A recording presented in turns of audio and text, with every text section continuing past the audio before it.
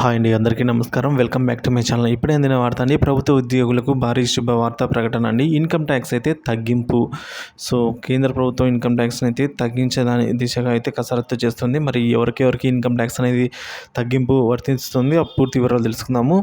So విషయానికి వచ్చి మీరైతే వీడియోలోకి వెళ్ళే ముందు వీడియోకి అయితే ఒక లైక్ చేయండి. ఆలస్యం చేయకుండా వీడియోలోకి అయితే వెళ్ళిపోదాం. ఉద్యోగ వర్గాలకు కేంద్రం ఊరట అండి. ఆదాయపు పన్నును తగ్గించే విధంగా యోచన.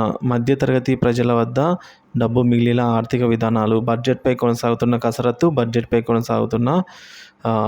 సో ముమ్మరంగా కొనసాగుతుందండి. ఇప్పుడు బడ్జెట్ మీద అయితే మోదీ 3.0 ప్రభుత్వం వచ్చే నెలలో ప్రవేశపెట్టనున్న కొత్త బడ్జెట్లో ఉద్యోగ వర్గాలు వేతన జీవులకు ఊరట కలిగించే విధంగా పలు నిర్ణయాలు ప్రకటించనుంది అని అధికార వర్గాలు అంచనా వేస్తున్నాయి. ముఖ్యంగా ఆదాయపు పన్ను భారాన్ని తగ్గించే అవకాశాలే ఉన్నాయి.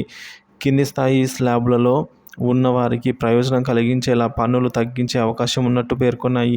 సంక్షేమ పథకాలకు నిధులు కేటాయింపుపై దృష్టి పెట్టడం కన్నా మధ్యతరగతి వర్గం ప్రజల చేతుల్లో 4 డబ్బులు ఉండేటట్టు మిగిలేటట్టుగా చూసి తద్వారా ఆర్థిక ప్రగతికి దోహదపడాలనే ఉద్దేశంతో ప్రభుత్వం ఉన్నట్టు తెలుస్తోంది. ఆదాయపు పన్ను భారం తగ్గితే ఆ రూపంలో ఆదా అయిన సొమ్ముతో వస్తువులు కొనుగోలు చేస్తారని, దాని ద్వారా ఒకదానితో మరొకటి ముడిపడి ఉండేలా ఆర్థిక కార్యకలాపాలు పెరుగుతాయని అంచనా వేస్తోంది. ప్రస్తుతం వార్షిక ఆదాయము 3 లక్షల వరకు ఉంటే 5% ఆదాయపు పన్ను చెల్లించాల్సి ఉంటుంది. అది స్లాబ్ల వారీగా అయితే పెరుగుతుంది.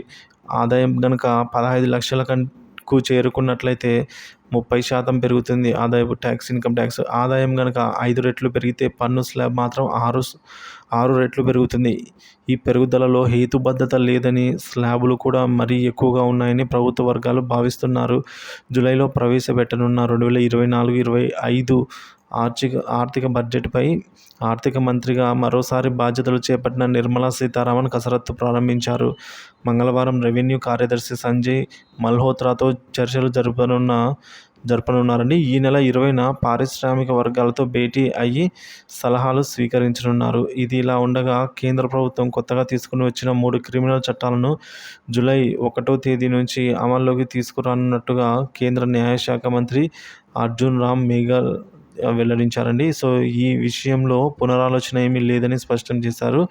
ఐపీసీ అలాగే సిఆర్పిసి, ఇండియన్ ఎవిడెన్స్ యాక్ట్ 1872 చట్టాల స్థానంలో కేంద్రం కొత్త క్రిమినల్ చట్టాలను తీసుకొని వచ్చిన సంగతి తెలిసిందే. ఈ మేరకి